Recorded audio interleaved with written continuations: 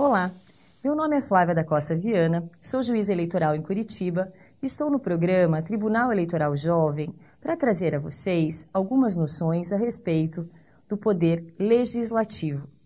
Como vocês sabem, são 3 os poderes da República. Além do poder legislativo, nós temos o poder judiciário e o poder executivo. O poder legislativo é o responsável pela elaboração, aprovação, rejeição e modificação das leis. Nessa ilustração, vocês veem na parte de cima o poder legislativo na esfera federal, que é composto por deputados federais e senadores. São eles que trabalham no Congresso Nacional, que fica na capital federal, Brasília, como veremos adiante. Em seguida, na ilustração, está representado o poder legislativo estadual, ou seja, os deputados estaduais. Estes trabalham nas assembleias legislativas, que ficam nas capitais dos estados.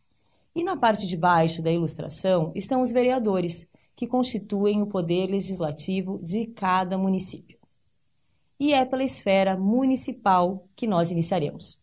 Essas imagens que vocês veem são da Câmara Municipal de Curitiba, que conta com 38 vereadores.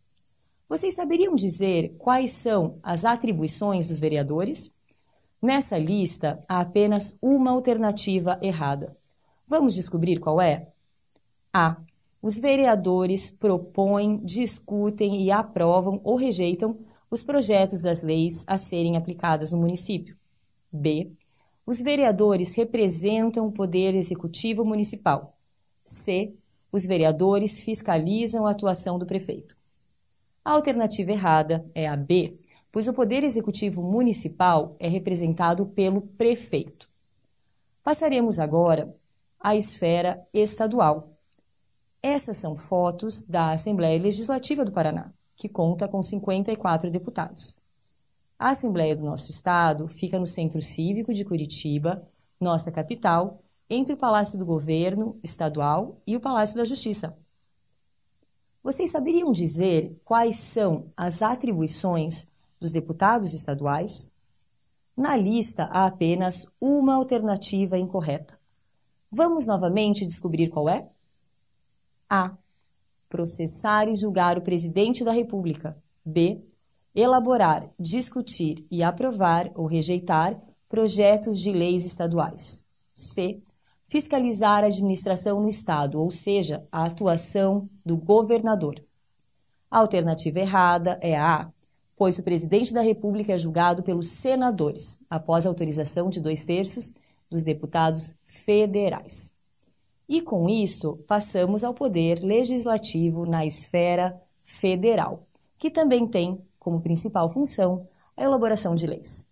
O Congresso Nacional é composto por 2 casas, o Senado e a Câmara dos Deputados. E por essa razão, a discussão e a aprovação de projetos de lei tem uma tramitação mais complexa. Nas imagens, vocês veem o Palácio do Congresso Nacional, que fica na Praça dos 3 Poderes, em Brasília.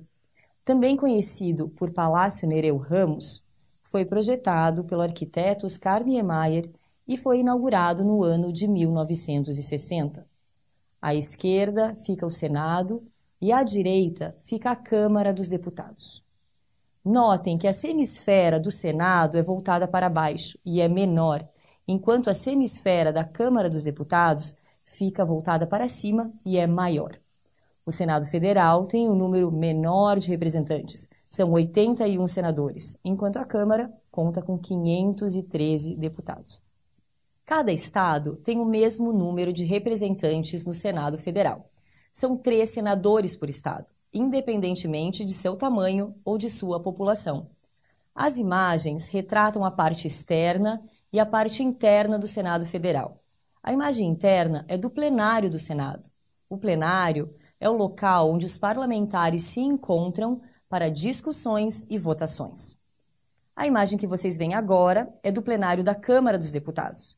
Nesta casa, o número de representantes é proporcional à população de cada estado, ou seja, quanto maior o número de habitantes no estado, maior o número de deputados na Câmara Federal. Como vocês podem ver na tabela, o estado do Paraná conta com 30 deputados federais.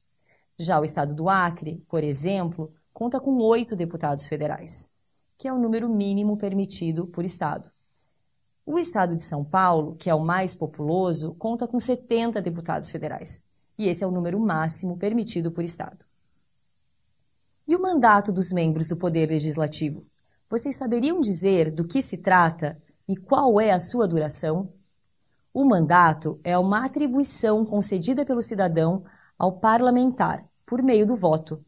Portanto, os vereadores, os deputados, os senadores devem, em razão do mandato que lhes é outorgado, representar e agir em nome de seus eleitores.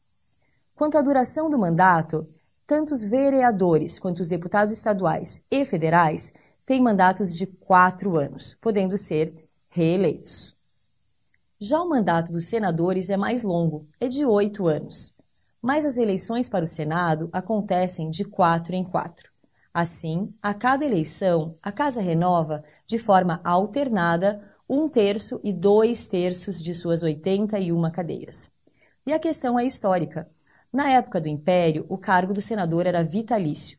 Depois da proclamação da República, em 1889, a permanência foi reduzida para 8 anos, como forma de manter o prestígio da posição. Tendo falado a vocês sobre alguns dos principais aspectos do Poder Legislativo, municipal, estadual e federal, eu finalizo fazendo a seguinte pergunta: o que significa exercer a cidadania por meio do voto?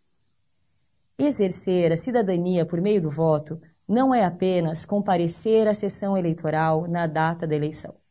É um processo que deve começar muito antes do dia da eleição, com a busca de informações sobre os candidatos, sobre os partidos, sobre sua história no contexto nacional e regional. O voto consciente é aquele que é exercido com reflexão, avaliação e questionamento. E é apenas com essa consciência que se exerce a cidadania. Espero que vocês tenham aprendido um pouco sobre o Poder Legislativo. E quando puderem votar, lembrem-se da enorme responsabilidade que é escolhermos candidatos capazes de nos representar e de atender os anseios e as reais necessidades da população. O voto é a maior força do cidadão.